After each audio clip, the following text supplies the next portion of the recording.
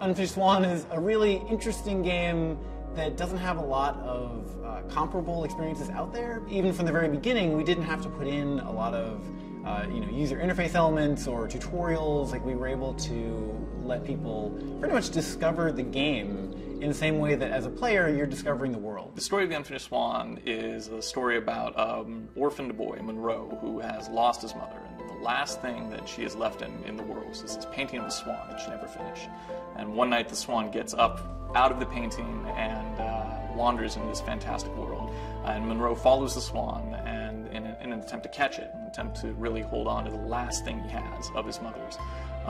And then along the way, he learns more about the different worlds that he is wandering through, and at the end, hopefully, something about himself. It's a first-person painting game, and in the beginning of the game, the player starts out in a completely white world, and they have to throw paintballs to figure out what's around them.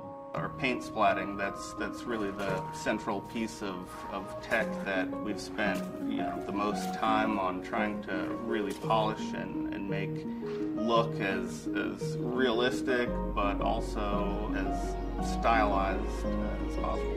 We got involved with Sony because they called us. We had shown the game in Tokyo at the Sense of Wonder Night in 2008, and they had seen, I think, a video of that online when the game was still a very early prototype. Initially, I was sent a YouTube video. I think I found it or it was on a forum, and it was just kind of, it's chapter 1, which is the garden, and immediately I was like, this game is unbelievable. Like, we have to talk to Ian. We have to, figure out a way to get this game onto the PlayStation 3. Giant Sparrow was created essentially to make this game. It's been an interesting challenge working with the team on a project that we didn't necessarily know what it was going to be in the beginning. So I think we all knew that it was going to be this, black and white world in the very beginning of the game, but where it was going to go from there was pretty open.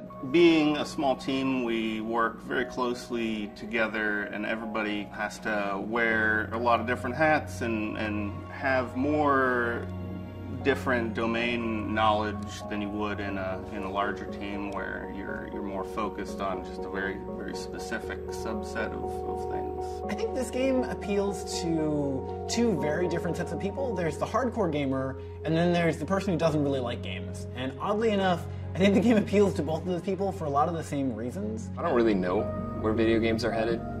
All I know is that I hope that wherever they're headed, there's still places for games like the Unfinished Swan to exist, because I think they're fantastic and I think they grow the medium.